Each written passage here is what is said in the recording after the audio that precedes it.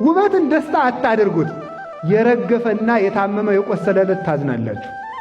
ሀብታችሁን ደስታ አታድርጉት፣ ሲቀሟችሁ ታዝናላችሁ። ዘመድን የደስታ ምንጭ አታድርጉት፣ ሲታመም ሲሞት ትጎዳላችሁ። ባልንጀራን የደስታ ምንጭ አታድርጉት፣ ሲለያችሁ ሲከዳችሁ ታዝናላችሁ። ጉልበታችሁን የደስታ ምንጭ አታድርጉት፣ ስትደክሙ ስትታመሙ ሁሉም ይቀራል። የደስታ ምንጭ ክርስቶስ ነው፣ ደስታም ክርስቶስ ነው። ቅዱስ ጳውሎስ እንዲህ አለ ፊልጵስዩስ ምዕራፍ 4 ላይ ተፈስሑ ዘልፈ በክርስቶስ፣ በክርስቶስ ደስ ይበላችሁ። እስኪ በሉ ሁልጊዜ በሉ በክርስቶስ ምን ይበላችሁ አለ? ደስ ይበላችሁ። ሁልጊዜ ለምን ይላል? ለምን ነው ሁልጊዜ የሚለን?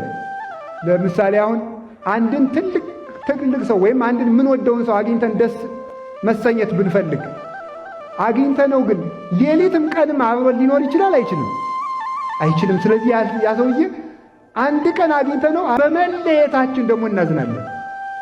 እግዚአብሔር ግን ሁልጊዜ ሌላ ጉዳይ ኑሮት ወደዚህ ቦታ ደርሼ እስከምመጣ ቆዩ ብሎ ጥሎኝ ጥሎን ስለማይል በክርስቶስ ሁልጊዜ መደሰት ይቻላል። ደግሜ እላችኋለሁ አለ ቅዱስ ጳውሎስ፣ በክርስቶስ ደስ ይበላችሁ። አሜን አትሉ? ደግሜ እላችኋለሁ በማን ደስ ይበላችሁ? በክርስቶስ ደስ ይበላችሁና ክርስቶስ የሚወደውን ነገር ማድረግ ደስታን ይሰጣል።